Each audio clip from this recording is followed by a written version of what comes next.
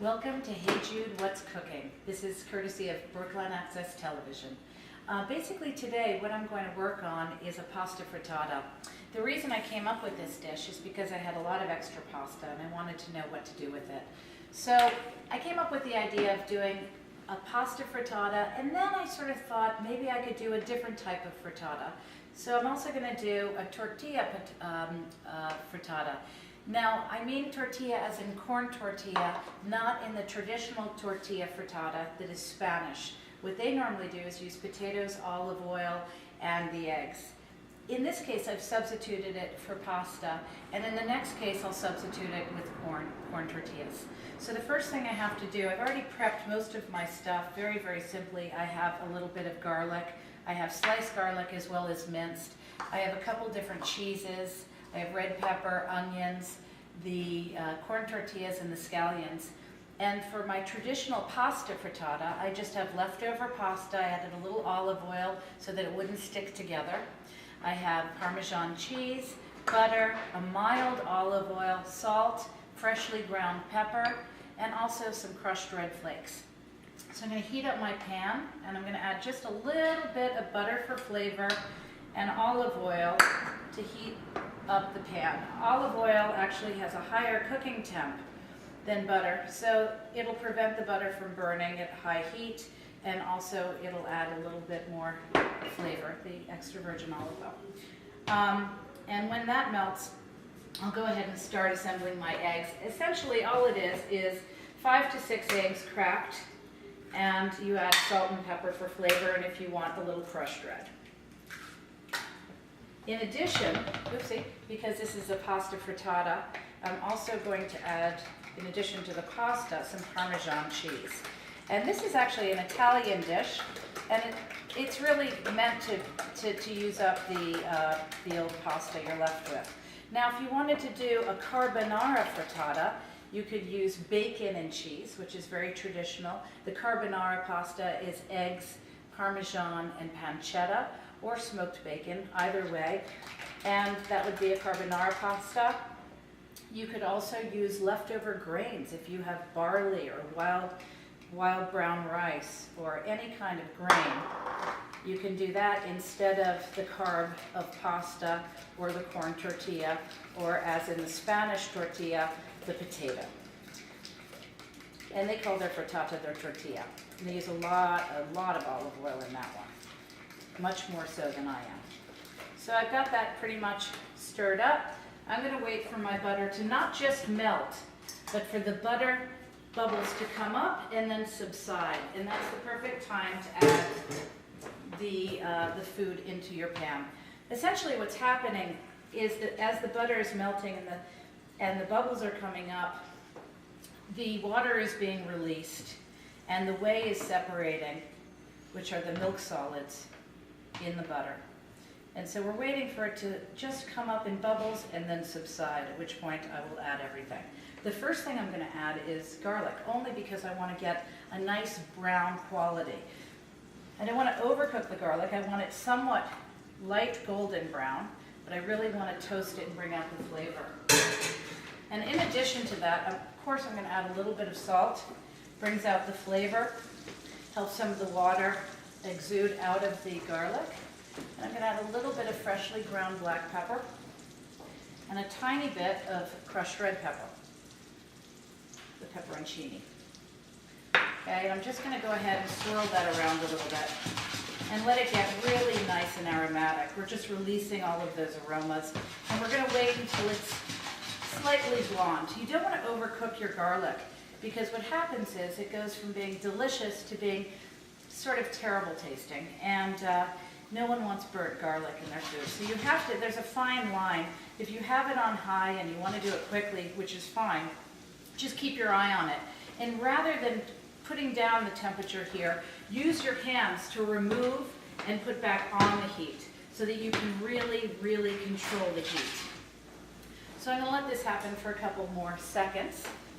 Move it around a little bit. And the next thing I'm going to do, as it starts to turn a nice light golden, is I'm going to add my pasta. And with regard to the pasta, it's always a good idea to put a little bit of olive oil in your pasta so it doesn't stick, so you're able to really separate it. You also want the pasta to be al dente, because if you overcook your pasta and then you go to make the pasta frittata, the starch will be so much so that you'll have trouble moving the pasta around in the pan, and it will stick. So you just use a little bit of pasta, not too much. I'd say that's probably about a cup. So it's really a great way of using leftovers. I'm going to shake that around. I'm going to give it, once again, a little bit more salt. Always flavor and season your food. Don't wait till the very end. Season while you cook. And then I'm just going to go ahead and flip this a little bit. And that gives me a chance to really look at the rest of the garlic. And if we can have a little bit of a close-up of this garlic, what you're going to see is a light golden brown. It's just the perfect color. And that's what gives this flavor. Now, if I were to stop here, this would be a traditional aglio olio sauce. But I'm not. I'm going to keep going and make a frittata. And in this case, I've added eggs, Parmesan cheese, salt, and pepper. So I'm going to go ahead and pour this all along. Move it around. And the first thing we have to do is cook it from the bottom. I'm going to turn it down so it's not quite on high because I don't want to toughen those eggs and cook them too quickly. At the same time, I'm going to hit my oven, turn it on bake, about 350, so that can start warming up. Give it a couple little shakes. And as you see, the first thing that will set, actually, is the periphery of the eggs. That's the thinnest point. It's also the easiest point for it to set. So what I'm going to do is very gently move the periphery in a little bit as I let some of the runny go around so that I have a little bit more of an even cooking. Just doing this. I don't need to be manic about it. I just need to do it a little bit to help with this. Now, some people will actually cook pasta as a cake, and they won't use as a binder the egg. They'll just cook the pasta as a cake. The other thing is resist the urge to push down the pasta in this frittata. Let the pasta come a little bit out because that's what gives it this wonderful, crisp, sort of chewy, overcooked pasta, you know, like you would find on the edges of a lasagna, which is also very delicious. So once again, I'm really gentle with this. I just want to let it set, and I want to make sure that it's cooked evenly. Okay, so I only do this a few times, maybe one more time. And how do I know when I stop? Actually, the proof is I don't have a lot of runny to move anymore. So if I can't lift and really tilt and move, then most of the bottom is set. And the top is going to be cooked in the oven. You can cook it two ways. You can bake it, which I prefer because it puffs everything up. Eggs are such a natural leavener that it gives it a beautiful, puffy frittata look. Or you can actually broil it. With broiling, I usually try to put more cheese on top to insulate the egg from becoming rubbery or overcooked by the intense heat of the broiler. So in this case, I've decided to just go ahead and bake it. So once again, I'm very gentle. I've still got a little bit of runny to work with here. So I'm just tipping it ever so slightly. I'm going to take it off the heat so it stops cooking on the bottom so I don't have too tough a frittata. No one likes a tough frittata. And then I think just to be a little bit more cheesy, I'm going to add a little bit of my Monterey Jack. Give it a little bit more yum.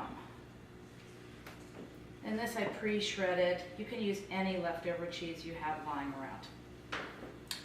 Okay, so I'm going to go ahead and throw that in. And I'm going to bake it for a few minutes. And I'm actually going to pull out one that I already made for you so you can see a finished product. Because I made this earlier, it has already risen and come down. So you aren't able to see the puffiness, but you are able to see the fact that it's crispy on the outside. There's some crispy bits of pasta. It's slightly browned with the Parmesan or the Monterey Jack. And this is wonderful to serve in wedges or as a very light snack And also, if you want to reheat this, it's very easily reheated in the microwave. So it really travels well. So essentially, this is what it looks like. I would say that it's much more beautiful as it comes out of the oven, but we'll have to wait for the other one. The next thing I'm going to make, you guys, is basically a tortilla, corn tortilla frittata. Not to be mistaken with the tortilla omelet that is from Spain. So let me go ahead and get more eggs. Welcome back to Hey Jude, What's Cooking? The next thing I'm going to attempt is a frittata made out of corn tortilla, a little southwestern flavor. Corn tortilla, minced garlic, onions, red pepper, and scallions. So first I'll prepare the eggs while I'm heating up my pan a bit. I'll make sure I have something in the pan. Very mild olive oil and a tiny bit of butter. And I'll go ahead and crack some eggs.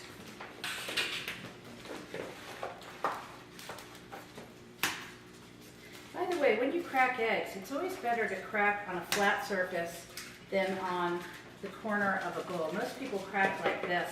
It's better to crack on something flat because when you crack on a surface like this, it forces the shell to go into the egg. So you have more of a chance of getting shell in your egg. And for this, I'm only going to use 4 or 5 eggs. You don't have to use a lot. Because remember, there are a lot of other ingredients involved. We've got cheese, and we've got veg, and we have corn tortillas, which are going to be our binder, or rather our carbohydrate. So I'm going to go ahead, while I stir this up, I'm going to go ahead and season it. Make sure that it has flavor, such as salt, pepper, and a little crushed red. Salt, I usually grind my own pepper, a tiny bit of the crushed red flake. The other thing I'd like to do is put a little bit of cheese into it. And in this case, I'm going to use some Jarlsberg and some Monterey Jack.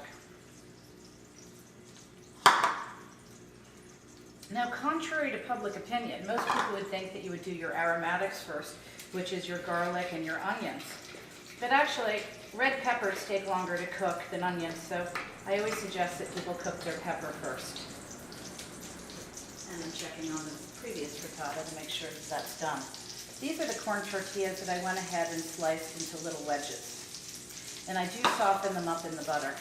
The other thing is these are the vegetables that I've chopped, and I've tried to keep them relatively small. So for this, I'm going to add the peppers first. And of course, always remember to season your veg with a little salt and pepper. Give it some flavor. And I'm just going to cook that for a couple seconds. And you can already smell everything kind of cooking away.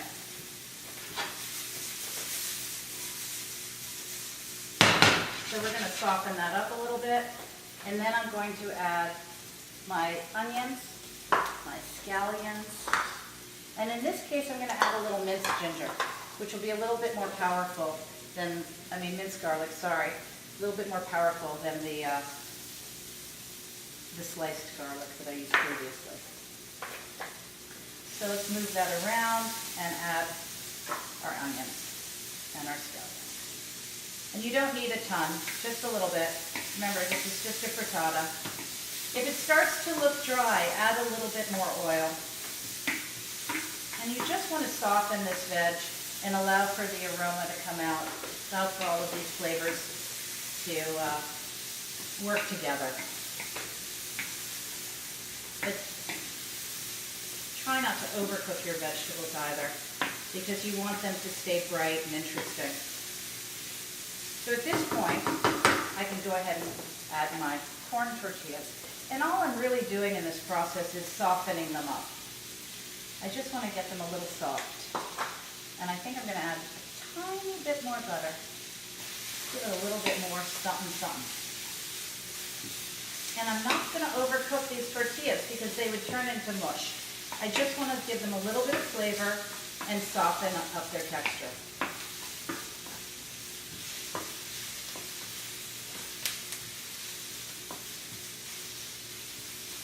And you could really make this a very Mexican traditional dish by serving guacamole or beans on the side and make it a little bit heartier. The next thing is we will go ahead, now that these have softened, as you can see, we'll go ahead and add our cheesy eggy mixture. Now because I've added quite a bit of cheese, I'm going to have to be a little bit more careful about turning it around,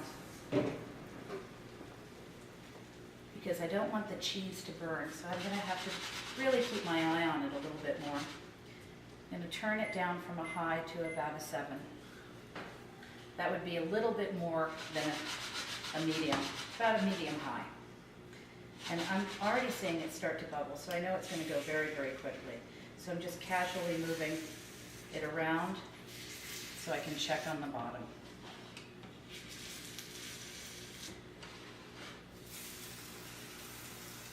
And we're just going to keep moving this around until it sets. Sometimes what you'll find is it'll actually start setting in the middle, as you can see with this little bubble. So give it a shake and have things naturally move around. There we go. And here. And so the next thing you really want to do is think about, after the bottom is set, getting it into the oven. And I've mentioned 2 ways of cooking it. One is to bake it at 350 and one is to broil it. But I've also suggested that if you broil it, add a little bit more cheese to insulate it so that the egg doesn't toughen from the top. So I'm just casually lifting and letting it flow without disturbing it. Remember, we're not making scrambled eggs. Some people get frustrated and they scramble it all, but there really is an advantage to being patient with this. And I can tell by lifting it that it's getting really set. I can already see it setting right up here, because I really am having trouble moving it around any much more. Okay, the next thing I'm going to do is I want to bake it. It's pretty much set. I don't have a lot of runny extra. So I'm going to take a little extra cheese, because cheese is the best. I'm going to go ahead and bake that.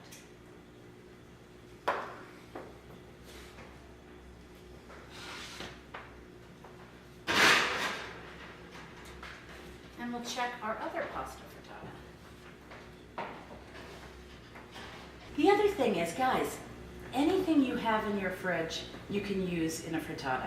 Any leftover vegetables. Let's say you were roasting vegetables the other night and you were roasting garlic and potatoes and rosemary. Throw that in your frittata. Let's say you have leftover salads, spinach and garlic and goat cheese. Throw it in your frittata. A frittata is the most wonderful housing mechanism for anything that you have that's left over. A little bit of cheese, a bit of cream. Most people have eggs and a little bit of pasta. But if you don't want to do the pasta frittata, you can do corn tortillas, you can do potatoes, you can do rice or any grain. Sweet potatoes are wonderful in frittata. I also like using seasonal vegetables. So in the spring, I'll make asparagus frittatas. If I have leftover prosciutto, I'll throw that in. Whatever you have left over, this is your time to use it. And it's a great brunch. The other thing that I found recently was I took a bunch of old stale bread, it was a baguette, cut it into small cubes, toasted it, and then used that in the frittata. And it became very much like a strata, which is essentially eggs, cheese, veggies, and bread, and it's layers, so it's a stratification. And in this frittata, the bread worked just as well as the pasta or the corn tortillas, and they just created this delicious melange. So feel free to use anything you have. This is a leftover dish, which essentially is also where pizza came from. A little bit of leftover dough, a little bit of leftover sauce, and whatever cheeses and meats you had lying around. So let's see if this has done its magic. Oh yes. So we could go a little bit more brown, but this is lovely and puffed, melty and beautiful. And this is what you want it to look like. You really want to bring it to the table as a puffed, lovely situation. When you cut this, go ahead and just cut it into simple wedges. Very, very easy. But try to serve it immediately so that the guests are able to enjoy this wonderful puffy situation. And that's it for Hey Jude, what's cooking? But I hope you enjoyed it. I hope you learned a little something. And I hope you now have permission to create whatever kind of frittata you want to see in your house. Until later, thank you VATV and thank you Hey Jude.